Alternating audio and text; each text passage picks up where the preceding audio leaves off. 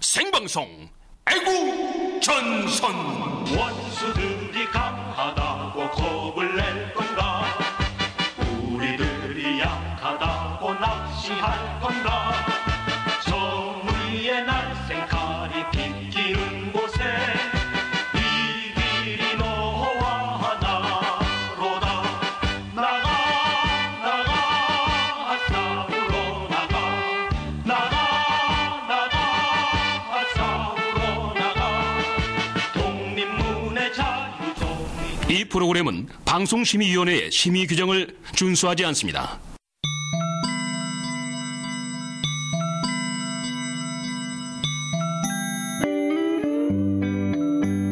민중의 소리 방송을 아껴주시는 애청자 여러분, 드디어 새침하고 도도한 그녀 민영이 폰이 개설됐습니다. 애국전선을 비롯해 민중의 소리 다양한 방송들에 대한 의견이나 응원 멘트를 민영이에게 보내주세요. 010-2827-7171 010-2827-7171. 카톡 아이디는 민영이야 MIN02YA 민영이야입니다. 카카와 그네 언니에겐 까칠해도 애청자 여러분께는 더없이 다정한 민영이가 다양한 이벤트 및 방송 정보 소개는 물론 때때로 달콤한 음성 메시지도 전송합니다. 010-2827-7171 여러분의 많은 참여 부탁드려요.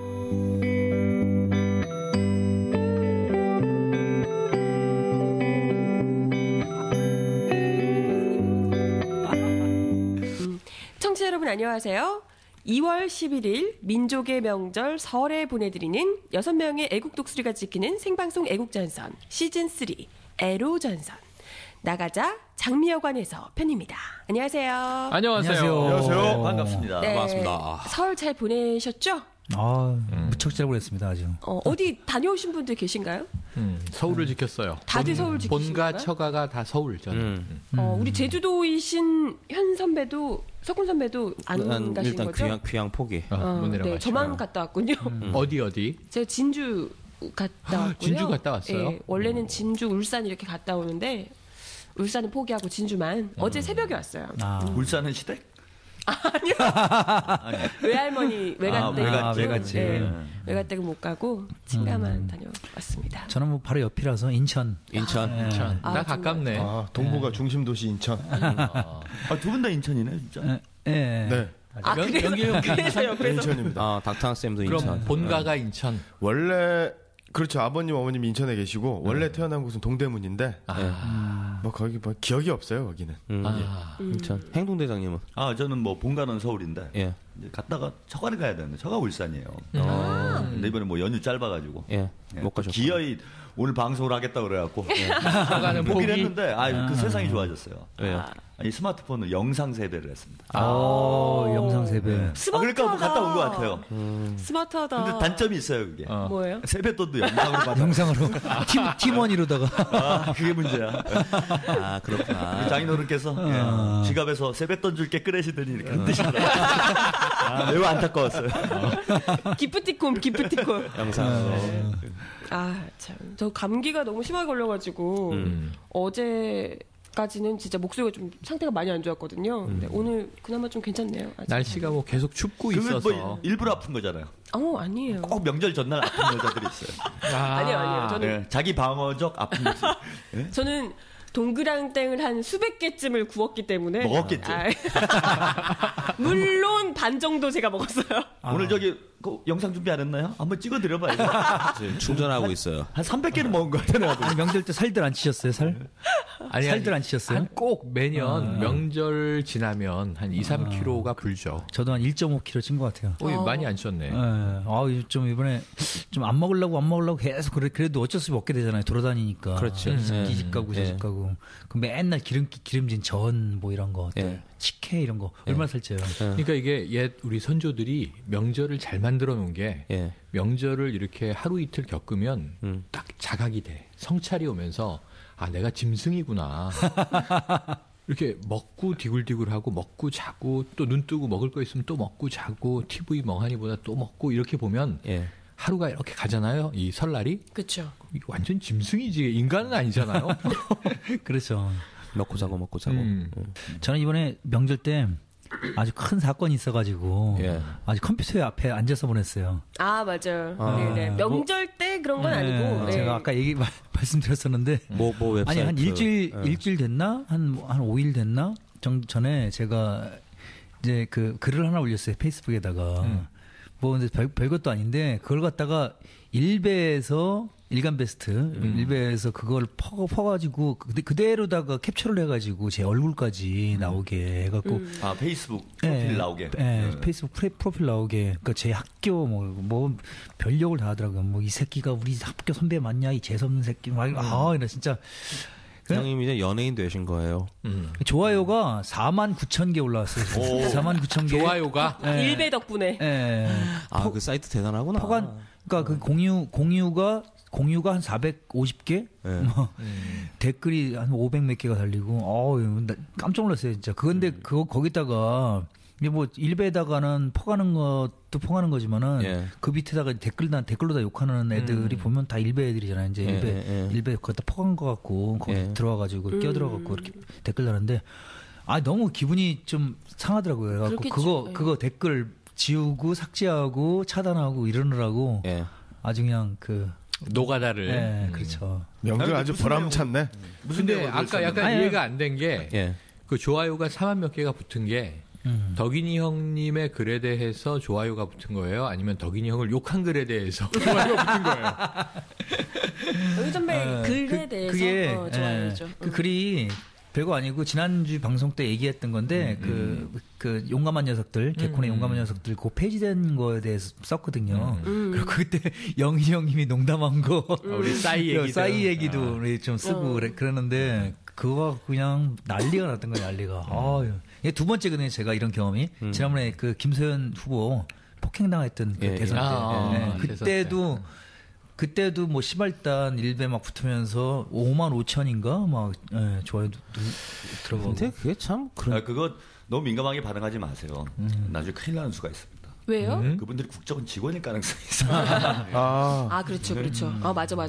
그럴 수 있죠, 진짜 이번에. 악감정을 가지고. 진짜 라면 이런 사람이 있어요. 이번에 습속의 참치. 댓글요. 그럼 그냥 댓글에다가 이 뜨거운 성원 감사합니다. 이렇게 했죠. 아니 근데 너무 웃겼던 게 나도 이번에 그것 때문에 일베 처음 들어갔는데 저번에는 이제 그런가 보다라고 생각했는데 하고 안 들어갔는데 이번에는 누가 주소를 저한테 알려줬어요. 그래갖고 거기 클릭하고 들어가봤는데 아니 그 닉네임들이 너무 웃긴 거예요, 진짜. 너무 저질스러워요, 진짜. 와, 나 진짜 여기서 이 방송에서 그런 그 얘기하기가 참 뭐하고. 얘기해보세요, 괜찮아요. 에로전선스러운. 막 제가 에로전선이니까 괜찮죠, 진짜. 막 그 닉네임들이 뭐 이런, 뭐, 천여막 브레이커, 뭐 이런 거. 천여막 브레이커. 천여막 브레이커. 그리고 뭐 차지철을 주고 패러디해가지고 야하게, 지철, 뭐 해갖고. X지철. X지철. 뭐 이런 식이에요. 난 진짜 깜짝 놀라고. 에로인의 입장에서는 그렇게 야한 이름들은 아니네. 아니, 저질이 다 야한 건 아니에요. 그게 제가 볼 때는 보수주의도 아닌데 사실 제가 볼 때는. 보수랑은 또 상관없는 얘기야. 정신수가 빠진 그런 행동을 하는 사람들인데, 보면 이게 마초주의와 아주 뭐라 그럽니까? 이 일치가 되는 이런 인식들을 가지고 있어요. 그러니까 성적으로 아주 그런 어떤 좀 극단적인 이런 표현들을 쓴다든지. 그거 알아요? 그러니까 이 마초주의가 극단적으로 이게 확장이 되면 그 마초주의의 극을 뭐라 그러는지 알아? 뭐예요?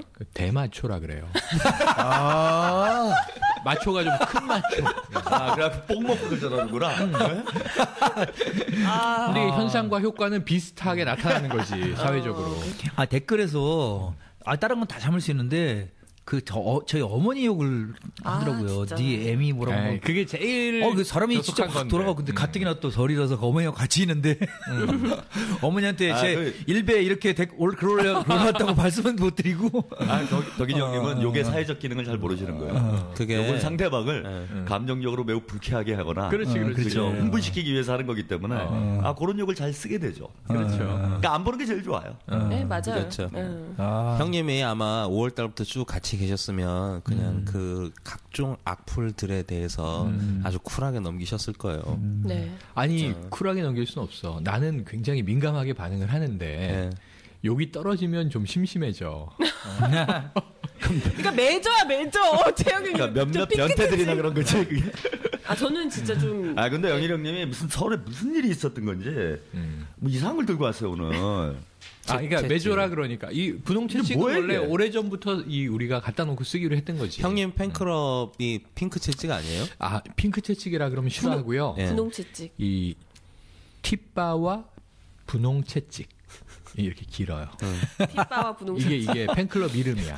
아니 나는 저 분홍 채찍을 진짜로 구매할 줄 몰랐어요. 난 진짜로. 대박이야, 대박. 난 상표도 SM이야. 그러니까 성인몰에서. 그러니까 여기 상표가 딱 상표가 맞구나. 이 SM이 두 가지 의미가 있는 거 아니에요? 우리 파니 양의 소속사 이름도 되고 또 하나로는 이제 이게 또 욕 좀 날라오겠구나. 세디즘, 메서키즘의 또 의미가 있는 거잖아요. 동대문에 가면은 옷가게 쭉 있잖아요. 거기 보니까 SM이라고 있더라고요. 그래갖고 제가 너무 궁금해가지고 그러니까 근데 그냥 옷은 정상적인 옷이에요, 그냥. 사장님한테 아니 왜 SM이냐고. 그러니까 사장님이 여기 아주 심오한 철학이 있다고. 그 무슨 철학이냐 물어보니까 살 거냐 말 거냐. 야 대박인데. 살 거냐 말 거냐. 그 SM이래. 그것이 문제로다. 이게 셰익스피어인데. 살 거냐 말 거냐 SM. 그렇죠. 아니 근데 우리 그 이야기부터 해야 돼요. 오늘 일단 영상 지금 못 찍고 있는 거죠 아직은. 좀 있으면 또 찍을 거야. 걱정하지 마. 지금. 우리가 지난주랑 그 지난주랑 2주 동안 조금 찍다가 안 나가고 이랬어요. 카메라 배터리가 없어서 수현 형님이 그때 이 얘기 계속하는 이유는 배터리를 사달라는 얘기입니까? 뭐 이렇게 이야기를 하셨거든요. 올리자마자 배터리를 사주시겠다고. 진짜? 우리 민영이 폰으로 카톡이 왔습니다. 거기 효과가 있단 말이야?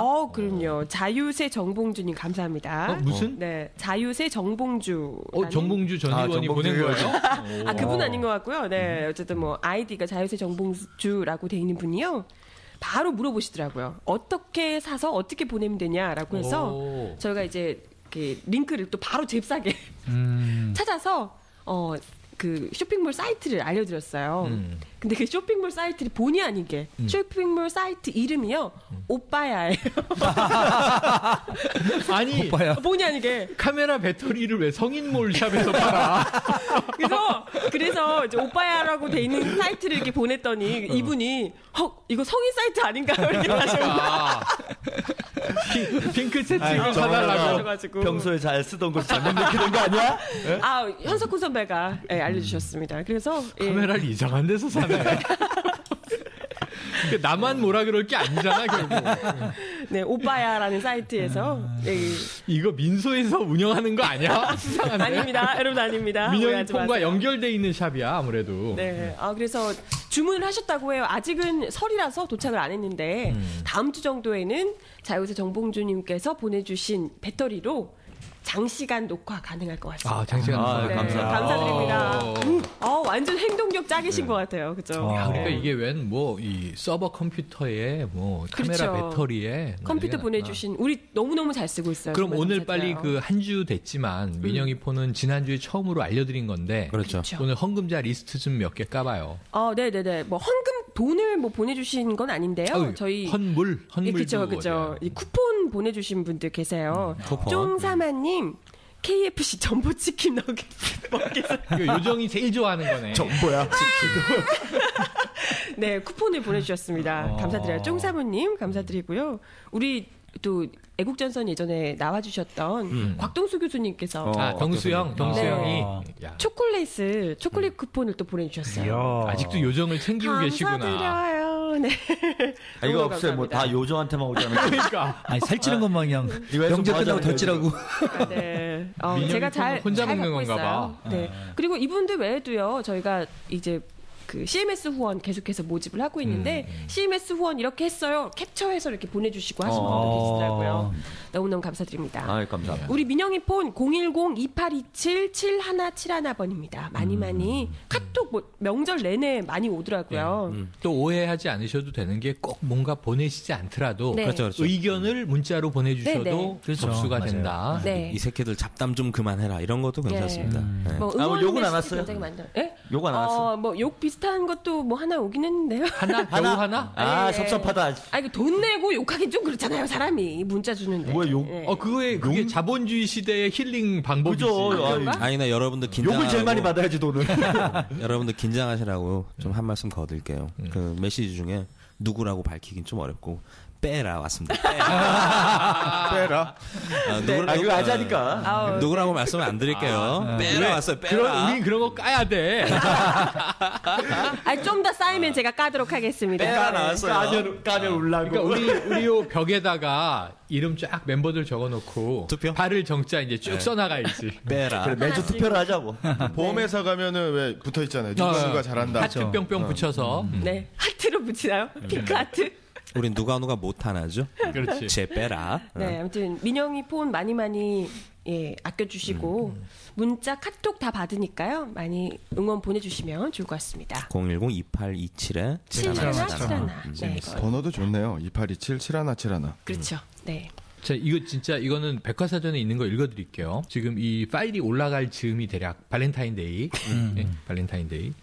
한편 로마 가톨릭에서는 이날이 성인 발렌티누스와 직접적 관련은 없으며 이 발렌타인데이가 이 발렌티누스라는 성인이 이 병사들의 결혼을 금지한 로마 황제의 명을 어기고 혼인을 집전하다가 처형당한 날이다. 뭐 이런 건데 이 직접적 관련이 없다고 로마 교황청은 밝히는 거예요. 그래서 이게 이교도들의 축제에서 유래한 것이다. 이렇게 얘기를 하면서 이 496년에 기원 후 교황 겔라시우스가 당시 로마인들이 로마를 건국한 로물루스 형제를 기려 매년 2월 15일에 기념하던 루퍼칼리아 축전을 금지시켰어요. 왜냐하면 네. 이교도 축제니까. 그러니까 우리도 새로운 왕조가 쓰면 이전 왕조가 지키던 기념일을 딱 폐하고 내 날을 하나 딱 박아야 되잖아요. 그래서 2월 15일을 폐하면서 2월 14일을 발렌타인데이로 선포했는데 그 선포한 이유가 좀 궁색한 거죠. 뭔가요? 조류가 발정이 나기 시작하는 날. 발렌타인데이. 아, 미치겠다, 진짜? 진짜 그렇게 나와 있어요? 그러니까 유래가 그렇다는 거예요. 이러한 풍습과 새들이 발정을 시작하는 날이 2월 14일이라는 서양의 속설이 결합하여 시작되었다고 한다. 아니 근데 그거랑 뭔 상관이지? 그러게. 이게 두산 백화사전에 나오는 얘기야. 그래서 나는 발렌타인데이가 2월 14일이라는 날로 굳이 이렇게 못이 박힌 것이 조류가 발정나는 날에서 유래했다는 게 좀 신기한 건데 요정은 또 콧물을 흘리네. 설마 그게 이제 공식 유래는 아니죠. 발렌타인데이. 아니 그게 이제 이 세계 모든 백화사전에 나오는 얘기라는 거지. 근데 나는 신기한 게 뭐냐면 조류가 2월에 발정이라는 건 처음 알았어요. 이게 실제인지 아닌지 모르겠네. 근데 그거랑 발렌타인데이랑 왜 뭔 상관이야? 그러니까 억지로 갖다 붙였다는 거죠. 아, 그냥? 예, 이교도 뭐 이런 명절을 폐하기 위해서 그죠? 억지로 갖다 붙인 게 이제 저렇다는 진짜 거죠. 억지네요. 예. 근데 우리도 많이 경험했잖아요. 네, 어떻게? 예, 지난 5년 동안. 진짜? 예. 지난 5년 동안 그런 게 있었어? 뭐 억지로 갖다 붙여서 막 다 하잖아. 그 발렌타인데이 때 그 시작하는 연극이라는 편편이 있어요. 야, 제목이 문화 소식이네. 제목이 한강의 기적. 부제가 박정희와 이병철과 정주영. 발렌타인데이에 맞는 참 훌륭한 연극이네요. 그러니까 이게 14일부터 시작해갖고 24일부터 하는데 너무 웃긴 게 이게 이 연극을 하는 극단 이름이 민중극단이래요. 민중극단. 참 이거 진짜 이거 아부 참 대단하죠. 근데 그 한강의 기적은 박정희 때가 아니라 전두환 때 아니에요? 아니지, 박정희 때지. 박정희 때. 왜냐하면은 근데 보통 그때는 박정희 한강의 기적이라고 그러죠. 산업화 과정을 시작할 때. 근데 제가 경험한 거는 그 한강에 유람선 다녀서 한강의 기적. 그 올림픽도 하고 아시안 게임도 하고 그래서 한강의 기적을 그 완수한 것은 전두환 아니냐.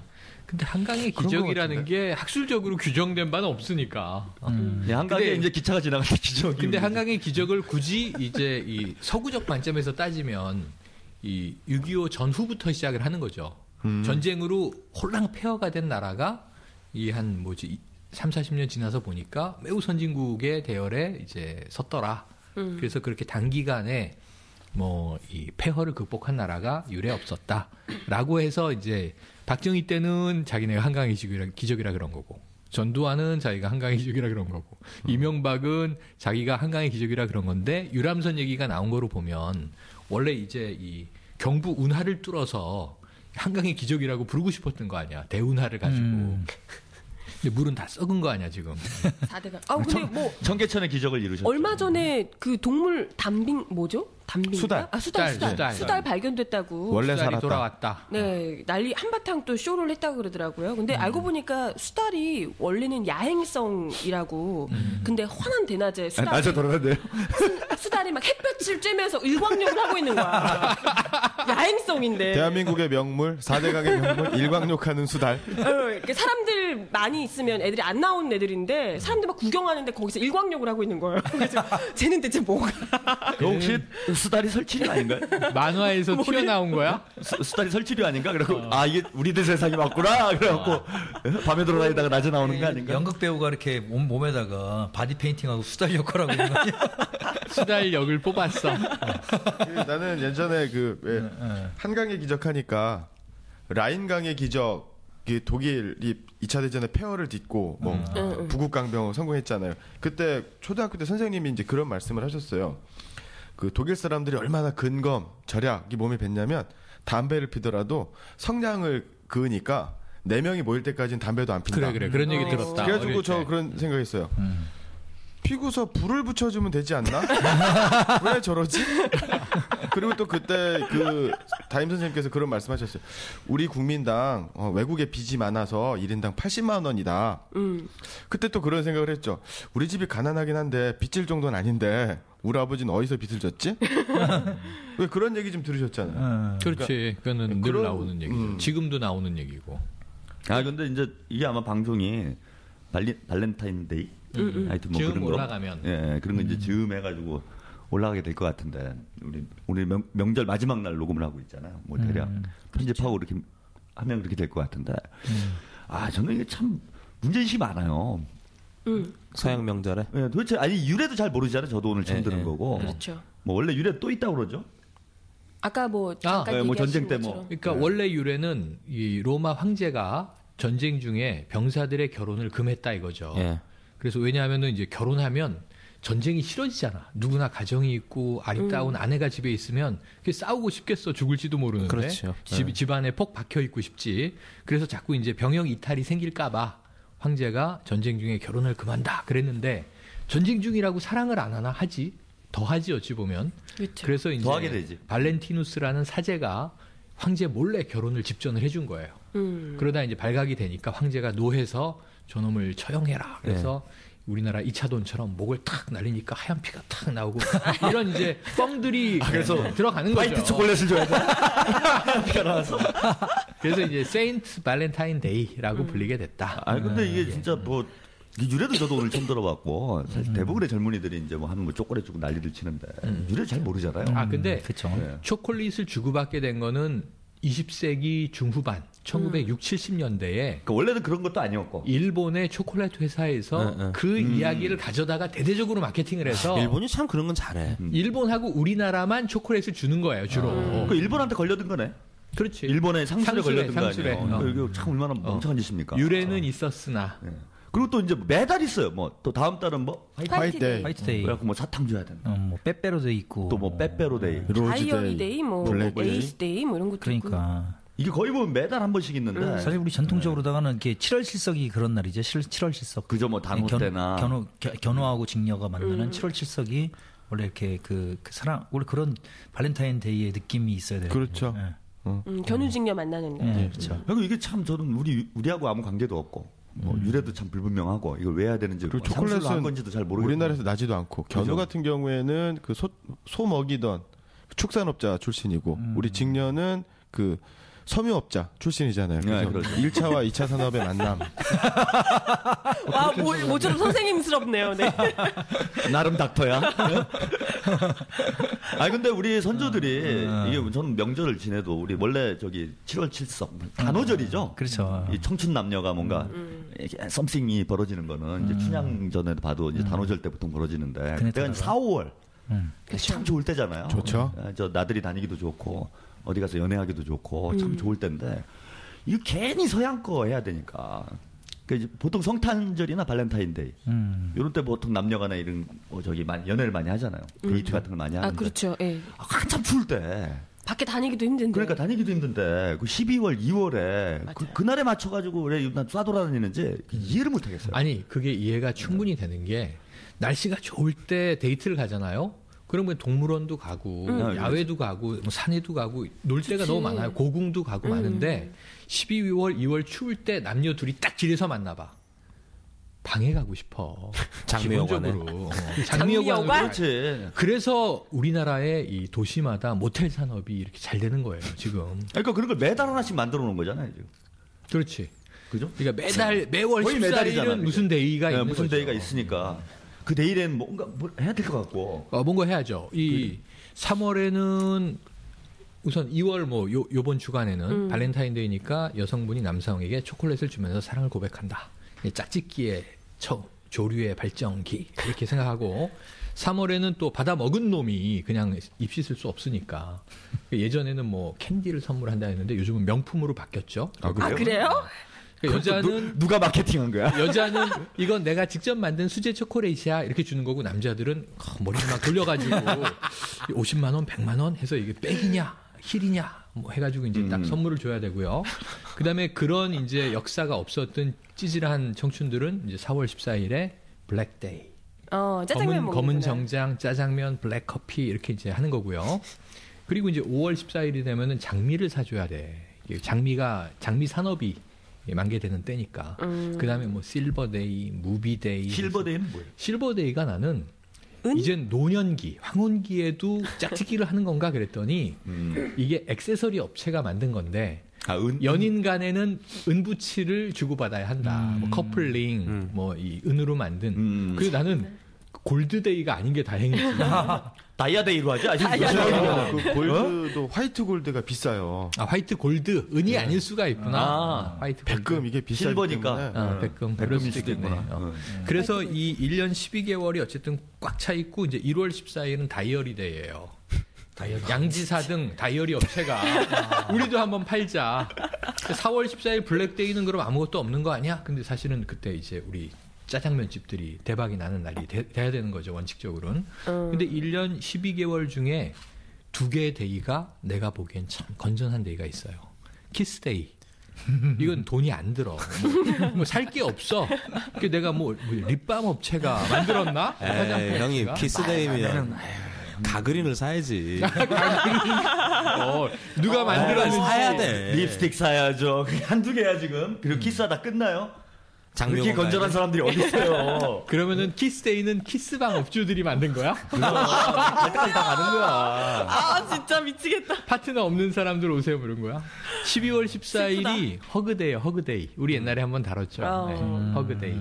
근데 이렇게 따져보면은 그러니까 매달 한 번씩은 이제 뭔가 그 어떤 이성 관계 뭔가 고민을 해야 되는 날이 오는 그냥 거잖아요. 이 에로스럽게 짝짓기. 섹스. 그지? 뭐야? 화끈하게 얘기를 합시다. 그죠? 이거 뒤에 제가 하고 싶은 얘기가 있어서 그래요. 뭐 섹스에 대해 생각을 해야 되는 거잖아요. 꼭 성행위를 의미하는 것만 아니고. 근데 그거를 한 달에 한 번만 생각해? 아니 근데 일단 영길이 형은 매일 생각하는데. 전 그래요. 범절문이적으로 우리나라에 있는 모든 젊은이들이 그걸 생각을 하게 되잖아. 그걸 안 하면 좀 이상한 사람 같이 되는 거 아니에요? 본능이죠. 그렇죠. 그죠? 뭐 사회 조류나 자연스럽죠. 트렌드에 전혀 뭐 관심이 없는 이상한 괴짜처럼 이제 보이게 돼버렸다는 거예요. 근데 딱 그날 하루에 아침에 자다가 이제 딱 떠갖고 눈 7시, 8시에 눈 딱 뜨면 오늘은 무슨 데이니까. 무슨 데이구나. 그래갖고 오늘부터 한번 생각을 해봐야지 섹스에 대해서 이렇게 합니까? 그 며칠은 그 고민을 한다는 거예요. 그렇죠. 그죠? 뭐 너는 뭐 선물을 누굴 줄 거니, 넌 누구한테 선물을 줄 거니, 이런 또 분위기가 있잖아. 그렇죠. 그럼 한 달이면 한 4, 5일 이상은 그 생각에 빠져 있는 거예요, 젊은이들이. 이성을 어떻게 해볼까? 또 못 받는 사람은 나는 못 받아가지고 괴롭다. 그러니까 크리스마스 이브 전에 싱글들이 스트레스를 받잖아요. 그렇죠. 이번 24일 날 난 혼자 보내긴 죽어도 싫은데 남친 여친 없고 그럼 어떡하지? 그리고 이제 스트레스 받는 거죠 이미. 그러니까 저는 이게 예전에 이제 3S라는 얘기 있었어요. 무독제 시절에 뭐그 시네마, 섹스, 스포츠, 스크린. 스크린. 시네마 C잖아. 그렇구나. 비슷했어. 이런 식으로 나를 죽여.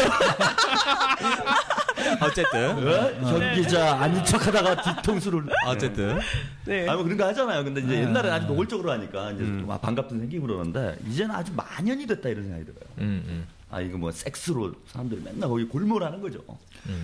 그런데 어떤 저는 활용되고 있는 거 뭐 이걸 그런 목적으로만 뭐 주로 마케팅 이쪽이 이제 강하긴 그쵸. 한데 사회적인 어떤 문제라든지 사회 현실에 대해서 젊은이들이 무관심해지는 거예요.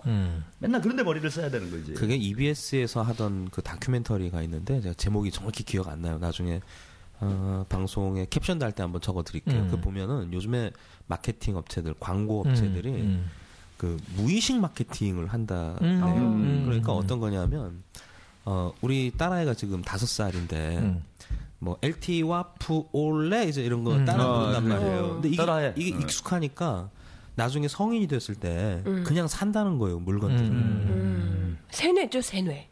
그게 그 무의식 마케팅이라고. 그게 요즘에는 어떤 식으로 되냐면 광고를 보여주고 사람들 뇌파를 분석을 해요. 그래가지고 거기 익숙한 멜로디 내지는 거기에 아주 잘 어울리는 장면들만 골라가지고 CF를 만든다 그러네요.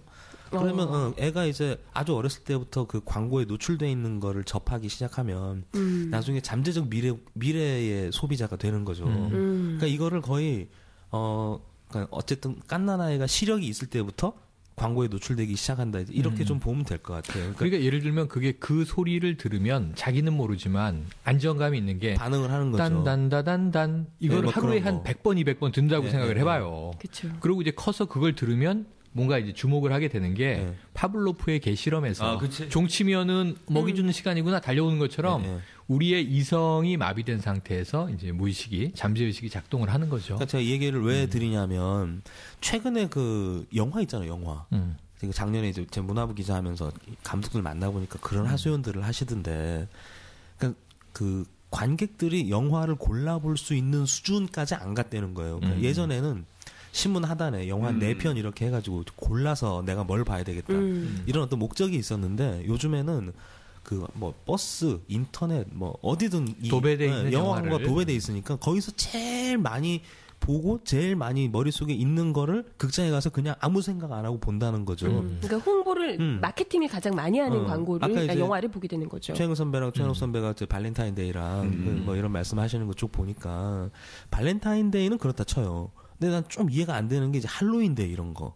그렇죠. 그런데 이거 보면은 애들 그 호박 뭐 이런 거 해가지고 서양 저기죠. 가면 뭐 할로윈 파티라고 막 이제 뭐 가면놀이하고 이런 거 한단 말이에요. 그게 사실은 생소하다 이런 건 한 5년쯤 전 느낌인 것 같고 요즘엔 그냥들 하는 것 같아요.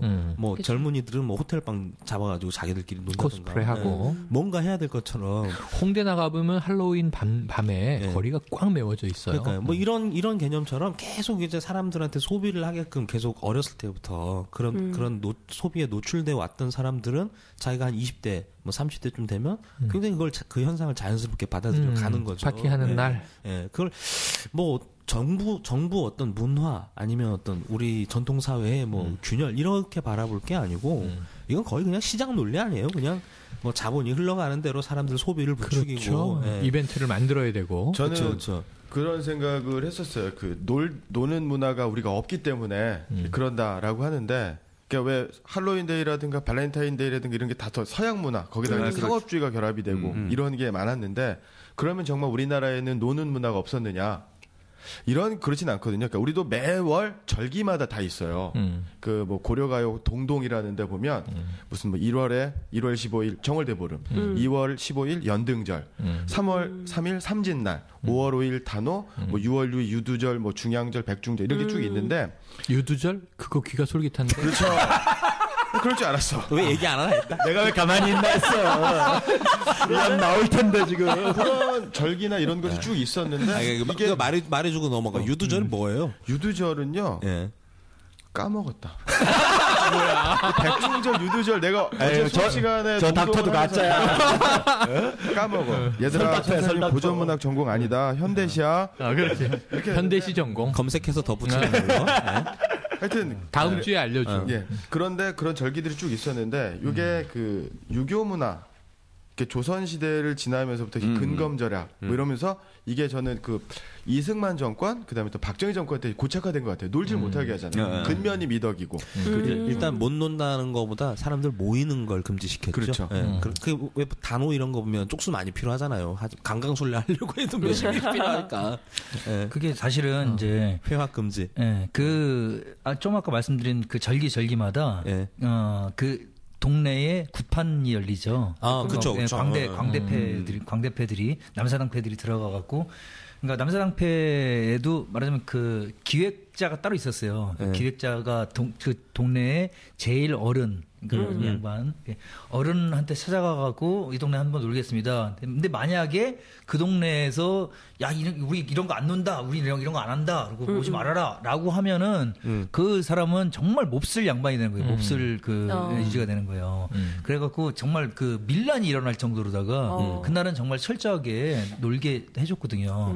그래갖고 큰 구판이 열리면은 다른 때는 이제 옛날에는 뭐 이렇게 여성들이 밖을 이렇게 그 못 나갔었잖아요. 이렇게 뭐 이렇게 아무래도 양반댁 규수 봉건 문화가 있었어요. 그래갖고 아까 뭐 이렇게 그 춘향이가 뭐 그 뭐냐 장옷 같은 거 입고 장옷 입고 그네. 왜 그러세요? 지금 건너갔어. 그 이름 발언을 못해. 그 이름이 그래가지고 그네를 그네라 부르지 못하고 그네 타다. 그네가 그런 거 인내가. 새 가슴에 우리 형님. 좋아. 그럼 우리는 애국전선에서 앞으로 그네는 희소라고 부릅시다. 그런 날에 만나가지고, 그러니까 그 춘향이는 그 전에 이렇게 막 왔다 갔다 이렇게 못하고 뭐 이렇게 같이 했던 사람인 거죠. 네, 그렇죠. 그러다가 이제 양반들도 그네 타고 뭐 자유롭게 놀 수 있었던 때가 바로 그런 거고, 그럴 때고 뭐 그러니까 평민들, 백정들, 노비들 이런 사람들까지 이렇게 그 굿도 보고 막걸리도 마시고 뭐 이렇게 자유롭게 좀 다시 말하자면 그 양반들도 재생산 그를 위해서 뭐 부의 재생산을 위해서 노동의 재생산을 위해서 뭐 그런 그 굿들을 마련하고 그랬었죠. 근데 그게 또 어떻게 보면 구판이든 남사당패든 이런 사람들이 와서 이제 즐겁고 흥겹게도 해주지만 주로 그런 사람들이 모여서 할 때 보면 정치 풍자를 하잖아요. 네, 그렇죠. 비꼬고 해악 뭐 이런 걸 하잖아요. 반상제도에 대한 뭐 그렇죠. 풍자와 해악, 양반들 뒤틀기. 예, 그걸 어떻게 보면 조선 시대까지는 그래도 좀 이렇게 내버려 뒀다면 이 뭐 군부 독재 넘어서고 이렇게 하면서부터는 오히려 이제 그런 판 자체를 만들지 못하게 미리부터 싹을 이렇게 하나하나 자른 게 아닐까 하는 생각도 드네요. 그래 맞아요. 뭐 탈춤 대사 같은 거 보면은 정말 이렇게 다 아시다시피 정말 양반들을 통째로 다 통렬하게 비판하고 뭐 그런 것들도 다 그냥 그 중간이에요. 근데 요즘 같은 경우에는 정말 요즘 같은 경우에는 정말 별것도 아닌 거 가지고 뭐 이번에 그 용감한 녀석들 뭐 이런 것들도 마찬가지지만 그런 것도 행정지도. 근데 용감한 녀석들은 약간 좀 해석이 달라진 게 지난주에 우리가 얘기하고 우리 일베에서 괜히 덕인형 당하고 그랬는데 그 다음에 약간 정황의 변화가 있는 게 이 2월 25일 취임식 때 용감한 형제들이 MC로 등장해요. 용감한 녀석들. 용감한 녀석들. 용감한 녀석들이 그 오프닝에 나와서 해요. 욕 먹고 나서는 우리 그런 게 아니다 이렇게 보여주는. 그러니까 그게 아니다라고 기획이 된 거면 상당히 빠르게 받아치는 거고 그다음에 4가지 나와서 하고 그러니까 이제 이 개콘의 멤버들 그 팀들이 이 취임식을 장식을 하고 뭐 싸이가 공연하고 이렇게 이제 꾸민 거죠. 좀 싫다. 근데 너무 그 언밸런스함을 어떻게 하려고 하는 거지? 용감한 녀석들은 심지어 그냥 행정지도 먹은 얘기를 지난주에 했는데 이제 폐지되잖아요. 그래요? 용감한 녀석들은 이제 막 내렸어요. 일요일날 방송에 나왔어요. 진짜? 그러니까 실질적인 조치와 쇼와 이제 구분해서 잘하는 거죠. 실제로는 폐지를 해버리고 그리고 취임식에 불러서 하면은 이거 우리가 한 거 아니지 않냐. 우리는 그렇게 뭐 편협하게 안 한다. 이런 걸 둘 다 보여주는 거잖아. 그렇지. 그러니까 만약 그런 의도를 가지고 있었다면 상당히 기발한 거죠. 이건 머리가 잘 돌아가는 겁니다. 그러니까 실제 현실하고 그 가상 현실하고 매트릭스 세계처럼 붙여놓은 것 같기도 하고 또 어떤 생각이 드냐면 우리나라는 다른 나라하고 좀 다르게 보통 한번 나라를 세우면 보통 그냥 500년 가잖아요. 백제 고구려도 500년 정도 갔고 그 이상 가고 그다음에 뭐 신라는 뭐 1000년 가고 그 고려가 500년 약간 못 채웠죠. 뭐 조선도 그렇고. 그런데 근현대사 구한말 이후에 세워진 나라가 이제 두 개 있죠. 북한의 북쪽 있는 나라, 남쪽에 있는 나라들이 이제 50년 남쪽 나라. 이것도 또 문제야. 아이고 걸리네. 이 사람 이거 종북이구만. 남쪽 나라라니. 내가 그럴 줄 알았어. 무서워요. 그런데 공통적인 것들이 뭐냐면 그 문학 작품에도 많이 나오는데 이런 나라들, 그 우리 과거의 국가들 같은 경우에는 뭐 비근의 예를 들어도 중국이나 일본의 나라들이 이렇게 500년 이상 간 나라들이 별로 없거든요. 뭐 원나라도 몇백 년 못 갔어요. 그렇죠? 중국 빨리 와가지고. 유럽도 그렇잖아요. 뭐 걔들이야 뭐 워낙 바뀌니까. 그런데 우리나라는 좀 오래 갔다. 근데 그걸 뭐 따져보면 공통적으로 우리나라는 보통 중앙 집권 국가였고 그러면 되게 중앙의 통제라든가 뭐 이런 게 되게 억압이라든가 이렇게 강했을 텐데 상대적으로 다른 나라들에 비해서 피지배층의 지배층에 대한 풍자, 비판, 해악 이런 것들이 좀 공간이 좀 있었어요. 그런데 우리가 이제 근대화되면서부터 일제강점기 이후부터는 그 비판, 풍자 뭐 이런 소통이 줄어들었잖아요. 억압되어 있었고. 그러니까 이제 그런 것들이 정권이 유지되고 이런 것들에 대해서 큰 방해가 되지 않나. 그래서 나는 이번 정부가 새 정부가 참 잘못하고 있다. 그러니까 정권이나 정부에 대한 지배층에 대한 비판이라든가 이런 공간들을 열어놓는 것들이 결국에는 자기들의 정권 안보의 기반을 확보하는 일이 아닌가. 그러니까 숨은 워낙 막히면 이렇게 터트리게 되잖아요. 그렇죠. 이런 것 저렴한 땅개들의 수다. 생방송 애국전선.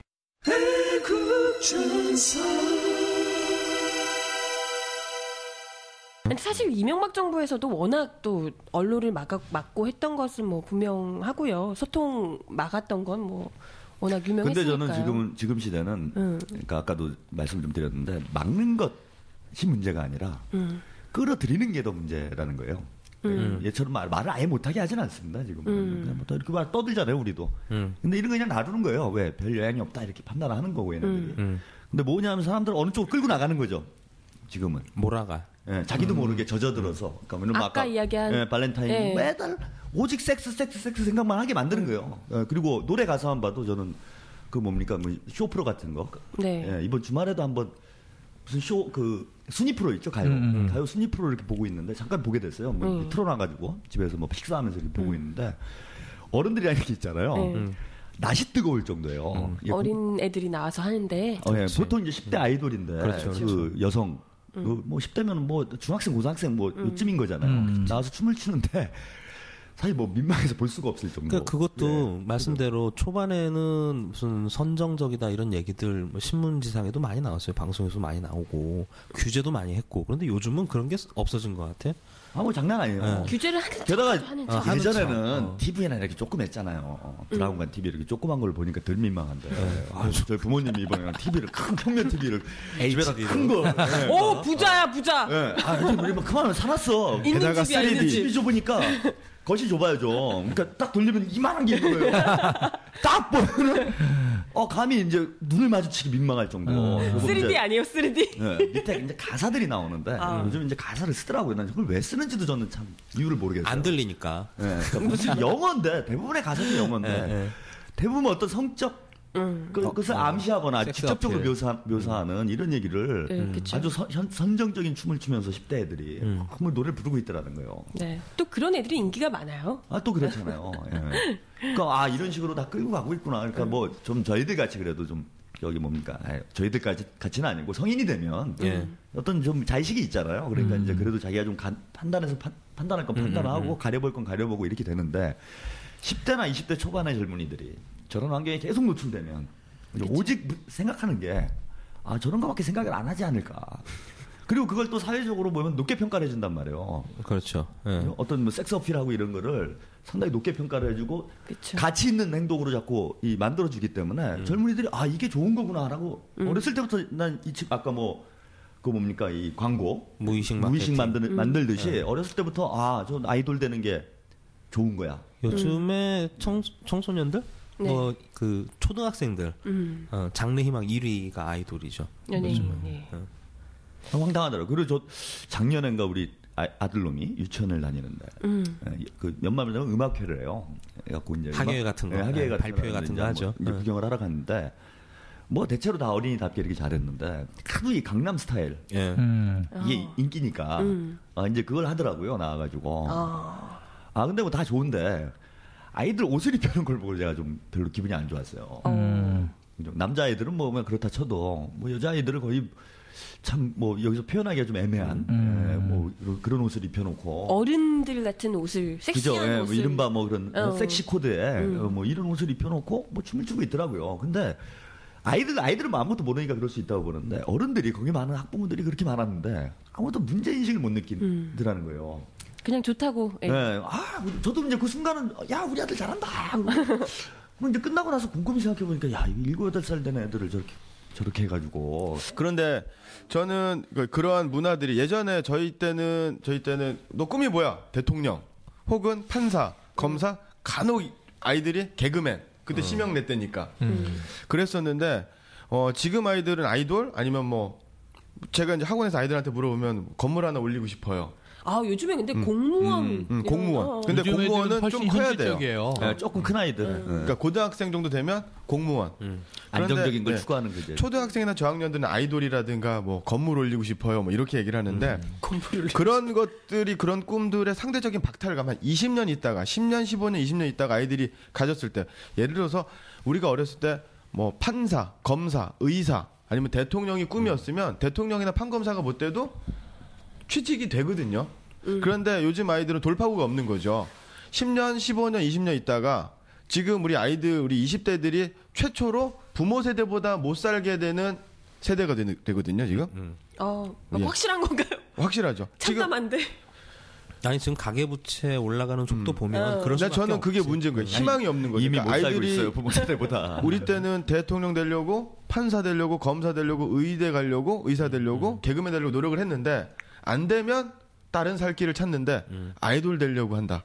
그러면 아이돌이라는 것 자체가 연예인이라는 것 자체가 희소성이거든요.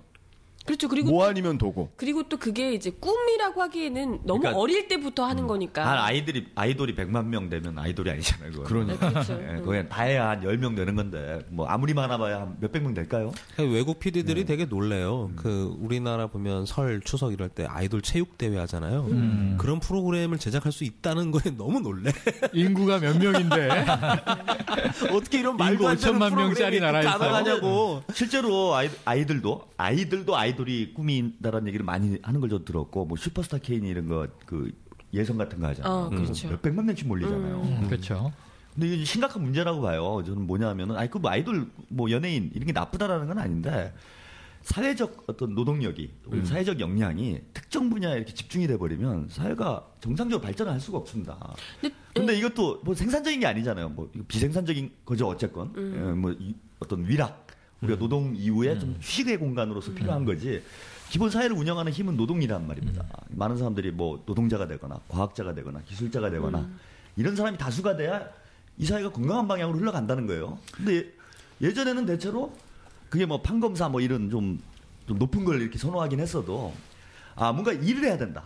뭐 이런 쪽으로 이제 관심이 많이 갔는데 그러니까 뭐 만약에 대학을 예를 들어도 뭐 서울대도 물리학과 무슨 법대 뭐 인문계열로 하면 기초라고 할 수 있는 쪽에 이제 선호가 됐는데 지금 대부분 이제 응용 학문 쪽으로 많이 바뀌고 있고 지금 대학들도 과가 다 바뀌었어요. 그렇죠. 특히 저희 학교 같은 경우에도 정말 충격적인 얘기를 들었는데 제가 이제 정치외교학과 전공입니다. 뭐 아시는 분도 아시겠지만 정외과. 이게 저희 학교를 대기업이 먹었어요. 먹었다고 하기 좀 그렇지만, 대기업이 이제 인수를 했다. 인수를 했는데 먹었어.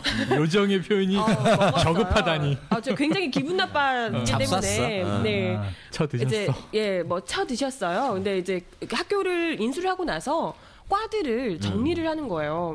돈이 안 되는 과들을 정리를 하기 시작한 겁니다. 그렇지. 정치외교학과도 처음에는 없애겠다라고 한 거예요. 그래서 이제 교수님들이 다 들고 일어나서 이제 안 된다라고 해서 결국에는 과 이름을 변경하는 식으로 바꾼 겁니다. 근데 변경을 하는데 무슨 글로벌 학과 이런 걸로 바꾸죠. 정치외교학과를 무슨 글로벌 학과로 바꿔요.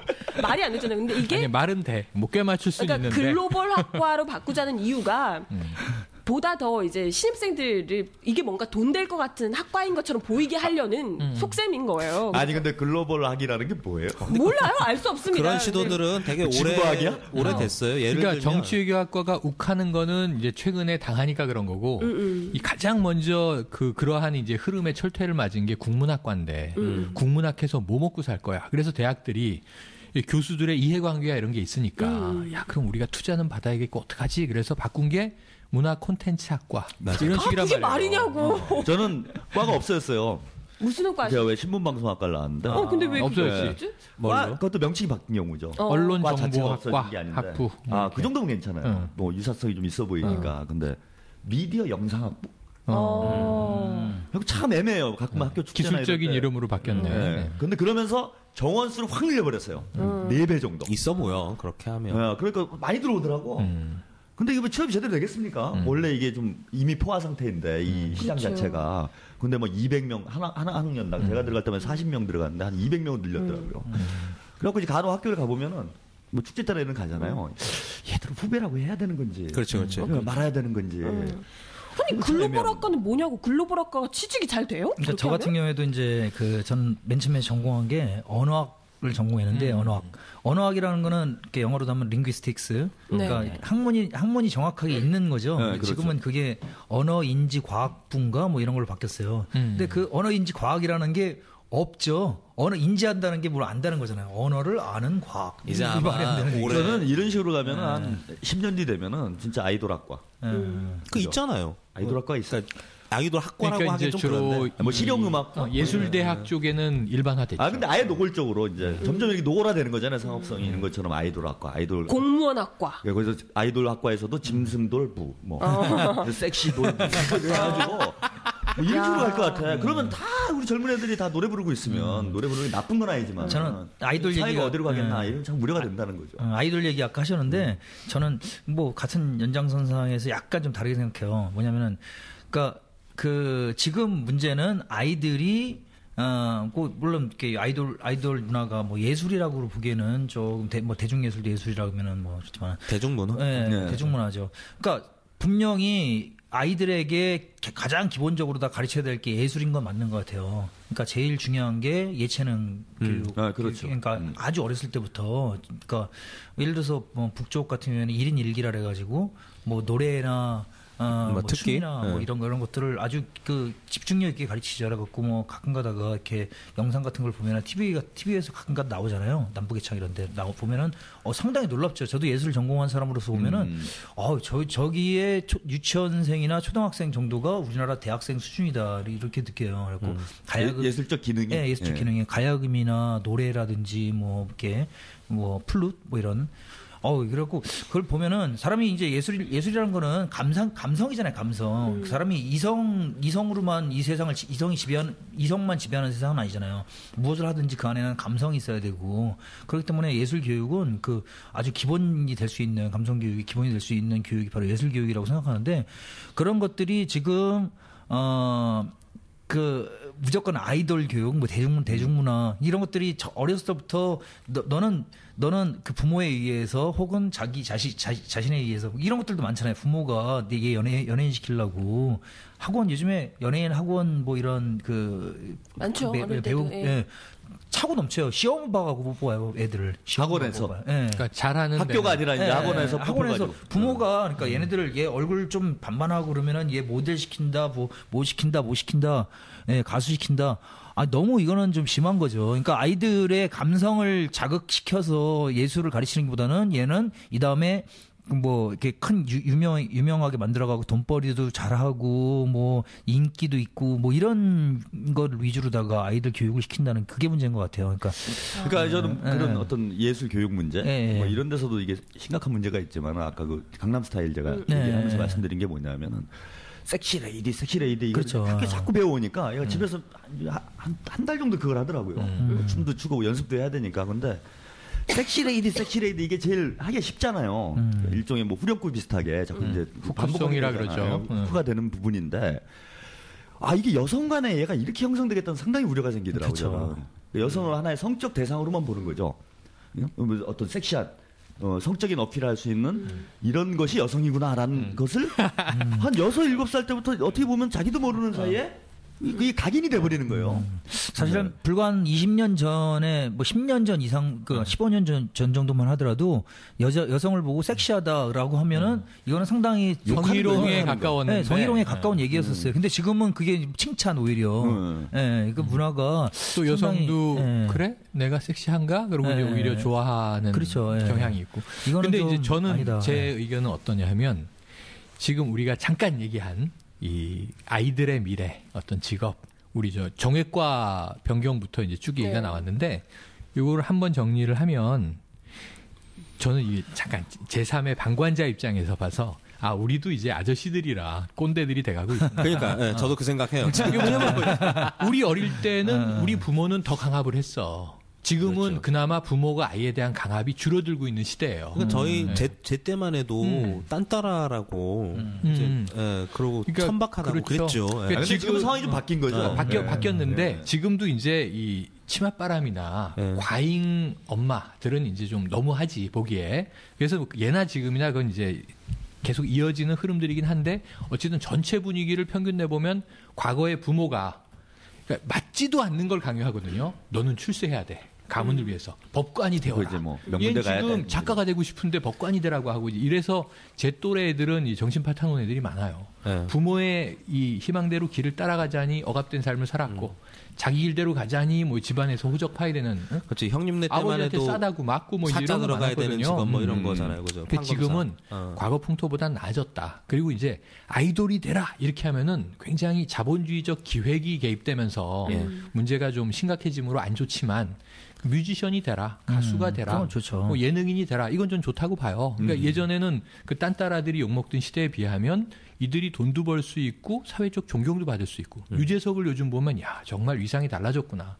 옛날엔 구봉서 이기동 해서 TV에선 인기가 많아도 길거리를 가면 그렇죠. 푼수 이 칠푼이 짓 해서 돈 벌고 사는. 그래서 저희 때만 해도 이런 얘기가 있었죠. 얼굴에 분칠하는 남자는 이 사위로 못 받는다. 그러니까 광대는 못 받는다. 이제 이런 비하들이에요.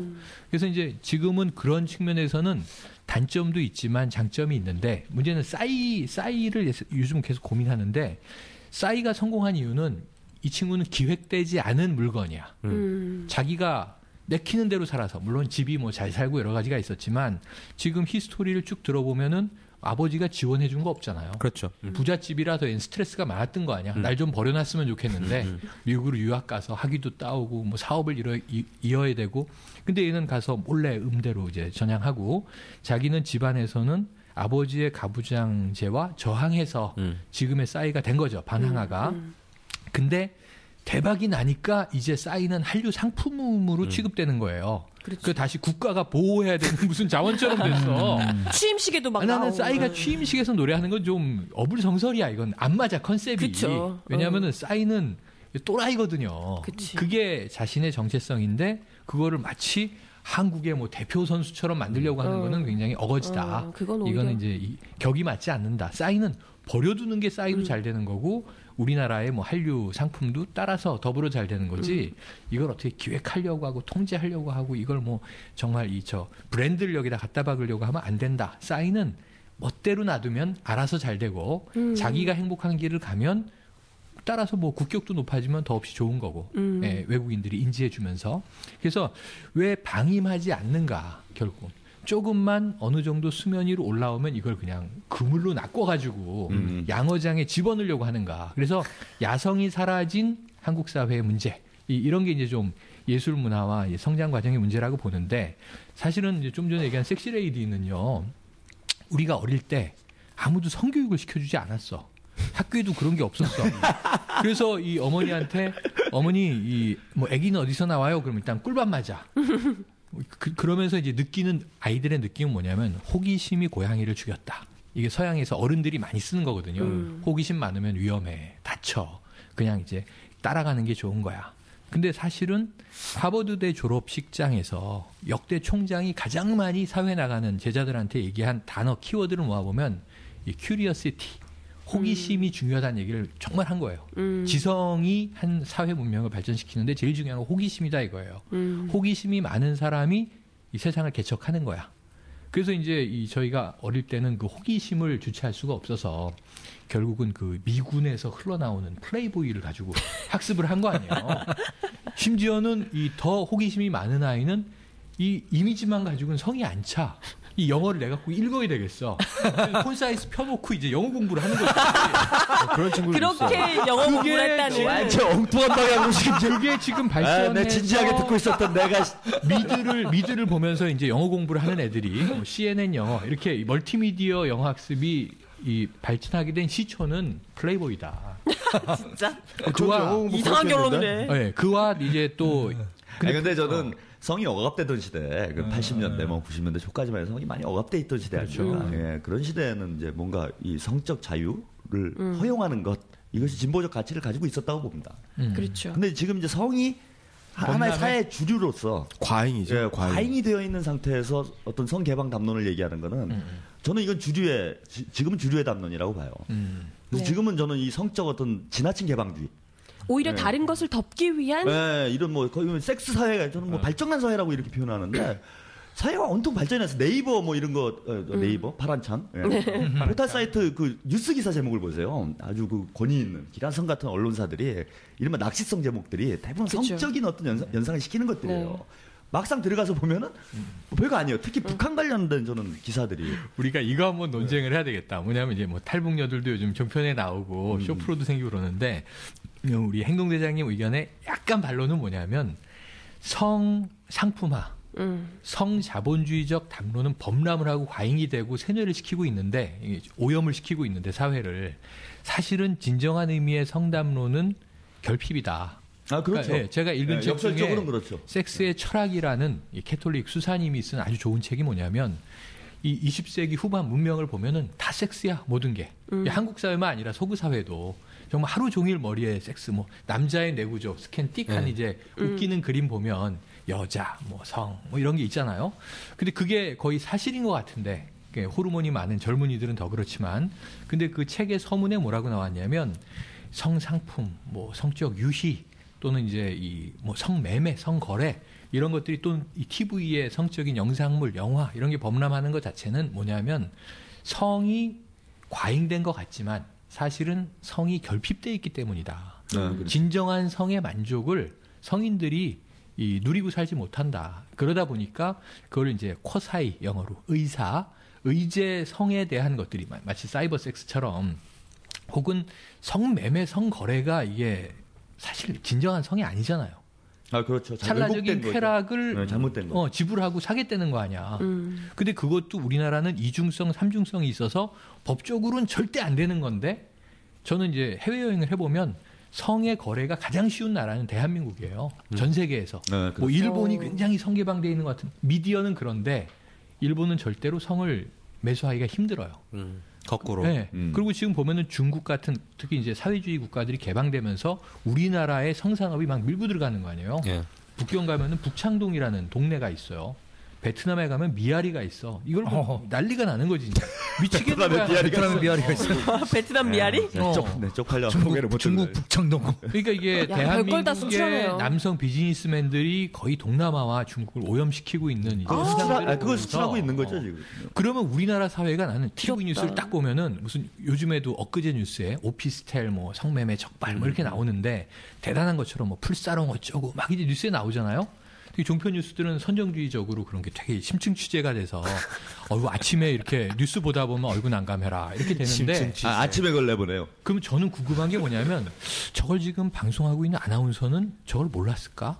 안 가봤을까? 왜냐하면은 퇴근하고 길에 나가면 밤에 안마시 술이 그냥 네온사인이 번쩍번쩍한 게 서울 거리인데 직장인들 많은 곳 가면 뭐 눈 뜨고 다니기 어려울 정도. 그리고 이제 뭐 룸사롱 단란주점이 없는 동네가 어디 있어? 정말 변두리 동네부터 도심까지 다 있지. 그걸 보면서 퇴폐이발소는 더 많고 제가 보기에 대한민국 남자들이 굉장히 가증스럽다. 이게 공식적인 영역에서는 참 천인공노 할 일이다. 우리 사회가 이렇게 썩었나 그러는데 그 수요자들은 누구겠어요? 내가 보기에 수요자들은 따로 있나? 외국인 노동자들인가? 아니라고 보는 거죠. 그래서 그렇죠. 성담론이 매우 이중적이다. 공식적인 얼굴과 비공식적 얼굴이 다르다. 근데 그거는 정신 분열을 일으킨다. 할 거면은 공개적으로 하고 안 할 거면은 정말 안 해야지. 공개적으로 하기가 좀 그렇죠. 아니 근데 성매매를 공개적으로 하는 건 범죄죠. 그러니까 아니 성매매 얘기가 아니라 그러면 안 되죠, 그거는. 성의 향유를. 그래서 이 에로전선의 사명이 그거라는 거지 내 말은. 공개적으로. 아니 근데 공개적으로. 좋은 지적 해주셨다고 보는데 사람이 성도 먹고 살고 뭐 이런 자기 종족을 성을 어떻게 먹어? 번식하고 이런 문제들이 거의 본성적인 본능적인 문제이기 그렇죠. 때문에 뭐 안 먹고 살 수는 없잖아요. 내가 아무리 뭐 성인군자라도 다 먹고 살아야 되는 것처럼 중요한 삶의 일부라고 보는데. 이걸 끊임없이 왜곡시키고 있다는 거예요. 어떤 특정한 목적이 있다는 겁니다. 여기도 그냥 자연스럽게 놔두니까 사람들이 너도 나도 성에 관심이 많아가지고 그쪽으로 관심이 쫙 가는 게 아니라 어떤 뭐 자본의 증식을 위해서 혹은 권력의 유지를 위해서 이런 식으로 의도적으로 만들어진 성담론들이 많고 이런 성은 다 상품화된 성이라는 겁니다. 대체로 보면. 삐뚤어지고 왜곡되고 사람의 어떤 정신을 황폐하게 만드는 그죠? 뭐 이런 성으로 다 만들어버리고 있다라는 거예요. 그래서 여성을 하나의 상품으로 다 인지하도록 만들고 예컨대 결혼한 사람들은 하루에 참 많은 시간들이 성이죠. 자기 부인과 좋은 뭐 사랑을 나누고 이런 걸 다 하잖아요. 근데 그걸 가지고 저건 불건전해, 저건 더러운 거야 이렇게 얘기하는 사람은 뭐 최근에는 없습니다. 그죠? 보고 시대 때나 있었는지 모르지만 근데 공론화되어 있는 장의 성이라는 거는 이런 걸 얘기하는 게 아니라는 거예요. 지금 여성을 하나의 대상으로 보는 혹은 상품으로 보는 혹은 뭐 매우 변태적이고 왜곡되어 있고 이런 성들로 채워져 가고 있는데 이것의 목적이 저는 우리 이 사람들 자본주의 체제하에 살고 있는 사람들을 끊임없이 어떤 소비자로 만들거나 아니면 이제 정치적인 주체에서 객체로 만들어서 그게 한 거죠. 우리가 얘기하는 매트리스의 핵심인 것 같아요. 그러니까 전 장미여가 오늘 제목을 잘 뽑으신 게 장미여관이 중요한 매트릭스 중에 핵심적 매트릭스라는 겁니다. 한국 사회에서는 섹슈얼 판타지를 포함하여 여기에 그냥 다 상당히 많은 사람이 포로가 돼 있는 거예요. 그것도 주기적으로 한 달에 한 번씩 날까지 지정해갖고 뭐 그러면 솔직히 말해서 뭐 공식적 장에서는 초콜릿 주고 받지만 닦아놓고 얘기를 하면 오늘 또 막가네요, 여러분. 닦아놓고 얘기하면 닦아놓고 얘기하면 뭐 신촌이건 뭐 하여튼 젊은이들 많은 동네 가면 뭐 모텔에 프리미엄을 줘도 방을 구할 수 없는 상태가 되잖아요. 예, 그러니까 공식적으로는 초콜릿이지만 그 기초에 있는 것, 진짜 궁극적인 이 목적점, 짝짓기지. 예, 그건 짝짓기, 어떤 그 발정난. 뭐 그 아까 조류만 발정나는 거냐? 지금 사람도 그렇게 만들어버린 거 아니냐? 문화론을 가지고, 그러니까 우리가 지금 이제 어찌 보면은 지금 허니문 기간이니까 사실은 레이디 가가를 뭐 대놓고 지금 깔 수 있는 소스도 별로 없을 뿐만 아니라 지금 일단 취임식이 가까워왔고 설명절이 지났는데 지금 이 발렌타인데이 주간을 맞아서 문화담론을 가지고 이제 기다려 보는 거죠. 근데 뭐 이 싸이가 공연을 뭐 하든 말든 싸이가 아니면 뭐 세시봉이 공연을 하든 아니면 그게 뭐 이 70년대 대표적인 나는 어떤 게 더 의미가 있을 것 같냐면 송창식 씨가 나와서 외블러를 부르는 거예요. 아 그렇죠. 예를 들면 그러면은 정치적 의미가 유신 부여된다는 시대에 거예요. 탄압받았던 이 70년대 청바지 문화와 지금 이제 어른도 이제 60대가 된 박근혜 대통령이 그 20대 때 자기 아버지가 탄압했던 청년 문화와 화해한다. 물 좀 주소 이런 거. 이런 분위기로. 청와대 가셔야 되겠네. 물 좀 주소. 참 좋네. 고래사냥 이런 거. 취임식을 내가 기획을 맡을 걸 그랬구만. 이런. 근데 이제 그런 거면은 참 뭔가 보기도 좋고 의미도 있겠다는데 그렇죠. 싸이 자체를 이제 뭐 국가가 공인해 준다기보다는 해외에서 공인이 돼버린 거죠. 이게 공인할 수밖에 없는 상황이 된 거죠. 인증을 해준 게 아니라 세계인이 그냥 보팅을 해서 공인을 해준 거야. 대한민국은 싸이 이렇게 하니까 이것도 안 받을 수 없는 카드야. 어쩌면 정부가. 아니 오바마도 오바마 앞에서 오바마도 했잖아. 크리스마스 파티에서 보고 같이 말씀을 추는 바람에. 4대주의자들이 그걸 안 갖다 쓰기가 그렇지. 그렇죠. 그래서 이건 좀 이 맥락상 뜬금없긴 한데 그 벌어져 있는 현상이니까 이걸 뭐 청와대가 기획했다고 또 얘기할 수는 없는 거잖아요. 옛날에 전두환은 기획을 했거든. 국풍 81이라고 그 허문도가 기획했나? 맞아요. 그래서 이제 그냥 이 국가적인 축제를 강제로 만들었죠. 이제 이 총칼 든 그 군부가, 신군부가. 그렇죠. 그런 거와는 지금 맥락은 좀 다르지만 어쨌든 뭐 우리가 지금 성담론, 문화담론 이렇게 얘기들은 커져가는데 조금 이건 지켜봐야 될 것 같아요. 왜냐하면 이 여성 대통령 시대에 이게 어떻게 풀려갈지 잘 모르겠거든. 좀 지켜봐야 될 것 같아요. 그런데 이제 한 가지는 제가 오늘 하고 싶었던 얘기는 장미여관에서 뛰쳐나오자 이 얘기는 발렌타인데이 아까 얘기했던 서구 문화, 할로윈도 얘기했지만 또는 지금 매스미디어의 공습을 받고 있는 사람들이 정신 차려야 되는 시대.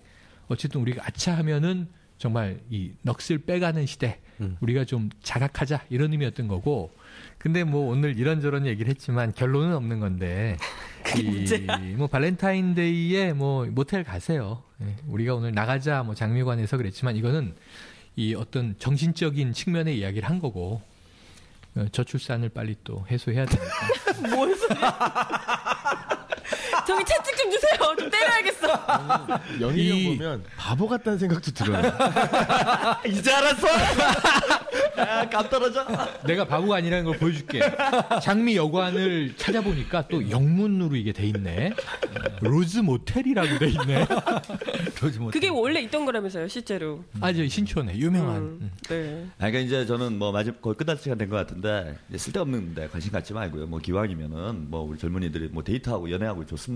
뭐 민속의 명절날 뭐 단오나 뭐 이럴 때 뭐 데이트 좋은 날씨 좋을 때 데이트를 하시고 뭐 데이트는 365일 할 수 있는 거잖아요. 근데 나라는 언제 어느 시점에 무너질지 모릅니다. 그래서 저는 좀 정치적인 문제.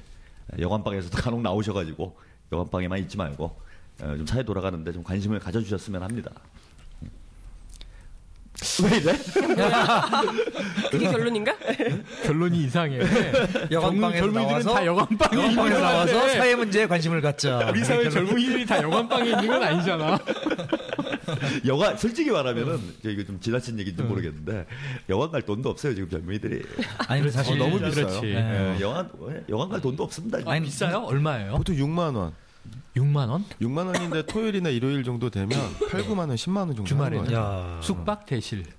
숙박이죠. 숙박이. 그리고 뭐 발렌타인데이 이러면은 뭐 몇십만 원 하잖아요. 뭐 프리미엄도 그때는 안 가봐서 잘 모르겠는데 특히 뭐 이렇게 교회나 이런데 요새는 뭐든지 다 인플레가 돼가지고 교회는 또 차 타고 가야 되잖아. 예 그런데 같은 경우도 지금 액수도 비싸고 역시 전문가들은 다르시네. 난 몰라요. 어쨌든 이게 참 안타까운 게 지금 아까 무슨 데이 뭐 그 빼빼로 데이니 뭐 발렌타인 데이니 화이트 데이니 뭐 얘기 많이 했잖아. 그런 것들은 정말 다 외우죠. 아니 뭐 그리고 또 거기다가 그것만 있나요? 뭐 이렇게 남자 여자 만나면은 뭐 자기네 기념일도 있는 거지. 30일이니 뭐 50일이니 100일. 100일이니 이게 별게 다 있더라고요, 진짜. 그러니까 뭐 어쨌든 그런 것들은 다 계산하고 다 알면서 그런 것들도 물론 남녀 사이에 그 사랑을 하게 되면 되게 중요한 개인적으로 난 중요할 수 있지만은 정말 요즘에 인터뷰한 거 보면은 그렇잖아요. 4.3이 뭔지 4.19가 뭔지 이런 그런 것들 5.18은 뭔지 이런 것들은 전혀 모르면서 이렇게 정말 이렇게 그 자기 그 어떤 그 개인적인 기념일 이런 것들 아까 얘기한 것처럼 그 어떤 거대 권력에 의해서 자본주의 권력에 의해서 어떤 압제된 이런 날들 이 세상의 대부분이 이제 아는 것 어떤 그런 문화들 이런 것들은 정말 잘못된 것 같아요. 그러니까 그런 것들보다 그런 것도 중요하지만은 뭐 우리 뭐 6.15 공동선언이라든지 어떤 그런 것들이 과연 무엇인지 이런 것들도 조금 영업방을 나오셔서 이런 거에 좀 관심을 갖는 장미 모텔을 나오셔서 네. 맞아요. 그 일단 오늘의 결론은 그건 것 같아요. 네. 우리가 이 정말 그 허구의 세계 속에 갇혀서 이것이 우리 일상의 실체다 이렇게 살아갈 때는 뭐 2월 14일, 3월 14일, 4월 14일 이런 날짜를 챙겨야 되는 것처럼 현실의 미디어들은 막 얘기를 하지만 아무 상관없는 거예요. 사실은 아까 얘기한 대로 4.3, 4.19, 5.18 이것이 우리 사회의 현실을 구성하고 있는 실제의 토대다라고 하는 걸 이제 깨달아야 되는 거죠. 그게 저는요, 그 우리 젊은 청춘들한테 제가 한 말씀 드리겠습니다. 그 발 닦는 데인지 뭔지 하여튼 그런 거 화이트 데이인지 한 번도 태어나서 제가 뭘 해본 적은 없는데도 아주 이쁜 여성을 만나서 아이 둘 잘 낳고 잘 살고 있습니다. 결국은 그죠. 그래서 지금 그런 거 안 해도 된다 이런 거죠. 네. 중요한 건 사랑이지. 뭐 그런 데 가고 뭐 초콜릿 주고, 뭐 사탕 주고. 그런다고 나한테 뭐 시집 안 올 여자가 갑자기 야 나 초콜릿이 너무 맛있어서 감동해서 나한테 시집 갈래 이럽니까? 영일형의 말대로 그 꼰대가 됐어요. 그러니까 젊은이들 관심 좀 가져라 이럴 게 아니고요. 그 친구들에게 관심을 갖도록 그러니까 최소한의 어떤 사실관계들이나 어떤 역사적 관점 이런 것들을 알려주고 설명해줘야 되는 게 기성세대 역할인 것 같아요. 그 역할을 매체나 그 미디어에서 매스컴에서 해줘야 되는데 지금 안 그러고 있으니까 그렇지. 저희가 이렇게 벙커에서 방송하는 거 아니겠습니까? 그러니까 저기 말씀드린 김에 매달 아까 우리 덕인 형님 말씀하셨는데 매달 뜻깊은 날들이 보통 하루씩 있어요. 네, 맞아요. 당장 3월이면은 3.1절이 있잖아요. 4월이 되면 4.19가 있고. 그러네요. 5월이 되면 5.18이 있고. 6월이 되면 뭐 6.25가 있고. 6.15가 있죠. 6.25가 있죠. 내가 각하한테 세뇌당했어요. 뭐 8.15가 있고, 뭐 쫙 있습니다. 예, 그렇죠. 뭐 개천절도 있고, 뭡니까 제헌절도 있고 다 있잖아요. 뭐 이런 날들도 좀 관심을 가지고 사실 그런 날 좀 나와서 이렇게 시위도 하고. 근데 나는 데이트도 하고. 이게 정권의 이게 돈도 적게 들고요. 좋습니다. 정권의 드지 말고. 문제일 수도 있는데 그런 날들을 젊은이들이 참여할 수 있는 축제장으로 만들지를 못해요. 그러니까 예를 들면 3.1절 기념식 오전 10시에 사이렌 삐 묵념하세요. 6월 6일 현충일 보면 이 국경일이라고 얘기하는 날들을 정부 행사로 하는 걸 보면 매우 요식적으로 보일 뿐만 아니라 또 하나는 근엄주의로 국민들을 찍어 누르려고 하는 태도가 계속 남아 있어서 아직도 그런 날을 좀 축제로 만들어줘라. 젊은이들이 놀게. 근데 어느 정도냐 하면은 예를 들면 예전에 모 연예인 사건인데 이 트위터, 페이스북에 자기가 올린 사진 하나가 회자되면서 언론에 질타를 당했는데 예를 들면 할로윈 같은 때 코스프레를 하고 모이는데 유관순처럼 입은 거야. 까만 짤막 치마와 하얀 저고리 입고 눈에서 이렇게 피 흘리는 거 해서 유관순 코스프레 무슨 아이돌 출신 이제 지금은 30대가 된 중견 여성 연예인이 한 거를 직접 한 건 아니구나. 친구가 한 거를 막 질타를 했는데 예를 들면 그 정도의 패러디는 또 표현의 자유상 가능한 시대다 이거죠. 그러니까 예를 들면 뭐 순국 소녀를 모독한 것처럼 이제 미디어가 까고 떠드는 것도 연예인들 한 개인을 너무 매도하는 근엄주의 아니냐.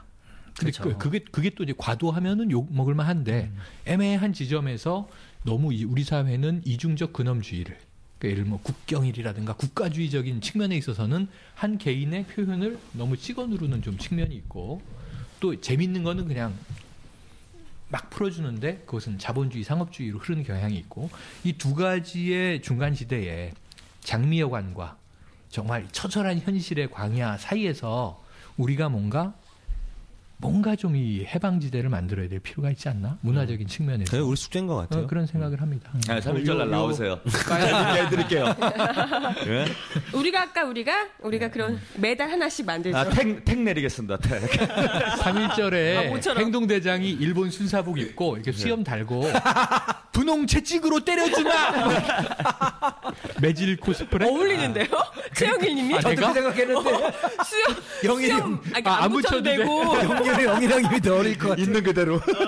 자, 최 나카무라가 핑크 채찍으로 때려드려요. 만국동으로 오시면 이런 거야. 슬슬 마무리하시죠. 한 2시간 넘었네. 아이고. 네.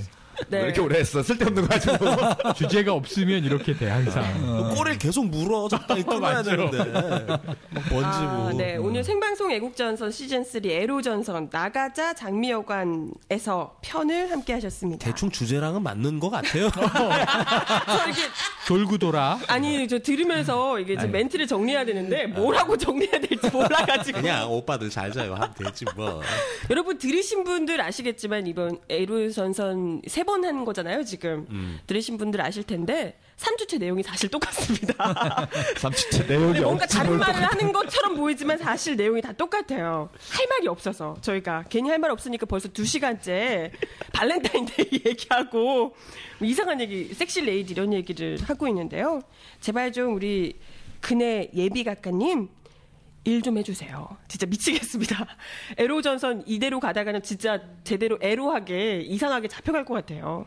그리고 우리도요. 아무리 그네 각하께서 예비 각하께서 할 일 없이 저렇게 지내신다고 하더라도 너무 멍 때리고 이 대중문화 현혹돼서 섹시레이디 같이 쳐다보면서 이렇게 장미여관 흘끗흘끗 그렇게 하지 마시고요.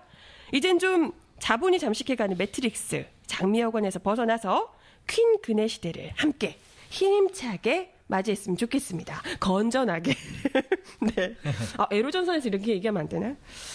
네. 아무튼 2월 11일 저녁 6명의 애국 독수리가 지키는 여기는 생방송 애국전선 시즌3 애로전선. 오빠들 잘 자요? 잘 자요. 예. 감사합니다. 이게 유정이 엔딩 멘트 하는데 뒤풀이는 장미여관으로 갈까요? 문자가 찍 왔다. 내일 새벽에 이제 뉴스 논평을 하러 가요. 근데 내일 다룰 주제가 남친 구해요. 여자 초등생 메신저 이성교제 확산. 요즘 초딩 아이들의 일탈 행동. 이게 뭐라고 해야 돼? 난 유치원생들도 남친 여친. 수고하셨습니다. 수고하셨습니다. 날비란 뜻도 없이 펼쳐진 바다 종아리 쏟아지는 전쟁터와 같아 깜깜한 자국 속을 뛰쳐나와 행군하는 어린이의 걸음마 어깨를 짓누르는 가늠하기 힘든 인간의 한계를 분장에 담아 진군하고 행진하는 우리의 사기와 의지는 다 떨어진 군화 어둠 속으로 비는 내리고 피곤한 신병들의 군복은 젖고 뒤처진 전우의 집을 나누어 지독한 두려움과 맞서 전투 속에서 나 총을 맞았어 이기적인 사벽의 판단 때문에 두려웠지만 목숨을 걸었어 생사를 함께 했던 바로 때문에 눈알을 먹고 총을 버리고 행군을 멈춘다면 나는 어디로 행로를 잃어버린 난 대체 어디로 눈알을 먹고 총을 버리고 행군을 멈춘다면 나는 어디로 나는 대체 어디로 아들을 잃어버린 어머니가 들고 주체할 수 없는 눈물과 절규에 군인의 셔츠는 젖고 절망감에 나는 입을 다물죠 하지만 군법은 매우 지엄한 것 절대로 군율 속엔 사사로운 인정을 줄 수 없는 법 그렇기에 계속되는 행군 인생이란 늘 그렇듯 가혹하리만큼 자록한 거죠 두꺼운 철모를 썼다고 해서 빗발치는 총알을 피할 순 없죠 우리는 매일 전쟁 중이죠 내가 살기 위해 상대를 죽이죠 강인하지 않다면 보로가 돼요 이 말은 결코 원이 아니죠 군화를 먹고 총을 버리고 행동을 멈춘다면 나는 어디로 행로를 잃어버린 난 대체 어디로 군화를 먹고 총을 버리고 행동을 멈춘다면 나는 어디로 나는 대체 어디로